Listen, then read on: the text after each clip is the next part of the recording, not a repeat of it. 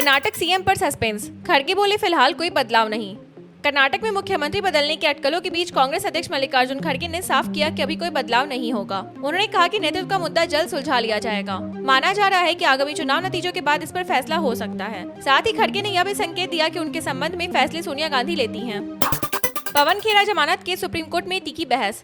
पवन खेरा की अग्रिम जमानत याचिका पर सुप्रीम कोर्ट ऑफ इंडिया में जोरदार बहस हुई। अभिषेक मनु सिंघवी ने असम सीएम पर निशाना साधते हुए कड़ी टिप्पणी की, जबकि तुषार मेहता ने फर्जी दस्तावेजों का हवाला देकर हिरासत की मांग की। मामला हिमंत विश्व शर्मा की पत्नी द्वारा दायर मानहानि केस से जुड़ा है।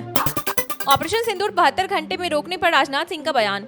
राजनाथ सिंह ने कहा कि ऑपरेशन सिंदूर को किसी कमी के कारण नहीं बल्कि भारत की अपनी शर्तों पर रोका गया। उन्होंने स्पष्ट किया कि भारतीय सेना लंबी जंग के लिए पूरी तरह तैयार थी। पहलगाम हमले के बाद शुरू हुए इस ऑपरेशन में पाकिस्तान में आतंकी ठिकानों को निशाना बनाया गया। ब्रिक्स विवाद, भारत के रुख पर रूस और ईरान नाराज। ब्रिक्स को लेकर सोशल मीडिया पर फैली खबरों का भारत सरकार ने खंडन किया है। Ministry of external affair India ने साफ किया कि डी-डॉलराइजेशन पर भारत के रुख से रूस या ईरान के नाराज होने की बात गलत है। साथ ही पाकिस्तान के ब्रिक्स में भारत की जगह लेने के दावे को भी निराधार बताया गया। भारत वर्सेस पाकिस्तान, राजनाथ सिंह ने बताया आईटी का अंतर। राजनाथ सिंह ने भारत और पाकिस्तान की तुलना करते हुए कहा कि भारत दुनिया में इंफॉर्मेशन टेक्नोलॉजी के लिए मशहूर है, जबकि पाकिस्तान को अंतर्राष्ट्रीय आतंकवाद का केंद्र माना जाता है। उन्होंने ऑपरेशन सिंदूर का जिक्र करते हुए कहा कि भारत अपनी शर्तों पर फैसले लेने और लंबी लड़ाई के लिए तैयार है। उद्धव की सीट पर सियासी खींचतान, कांग्रेस उतार सकती है उम्मीदवार।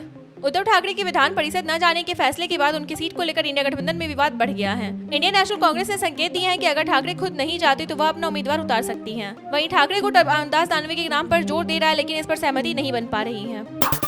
तमिलनाडु में थलपति फैक्टर, क्या विजय बनेंगे नया चेहरा?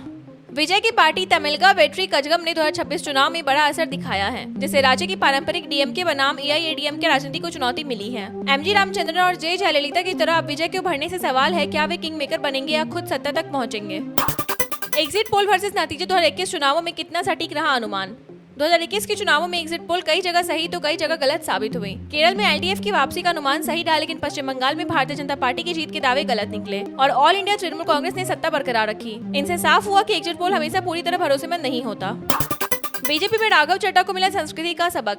राघव चड्ढा को भारतीय जनता पार्टी में शामिल होने के बाद पार्टी परंपरा का पहला सबक मिला। नितिन नवीन को नाम से संबोधित करने पर तरुण चुग ने उन्हें याद दिलाया कि पार्टी में वरिष्ठ नेताओं को उनके पद के नाम से संबोधित करने की परंपरा है।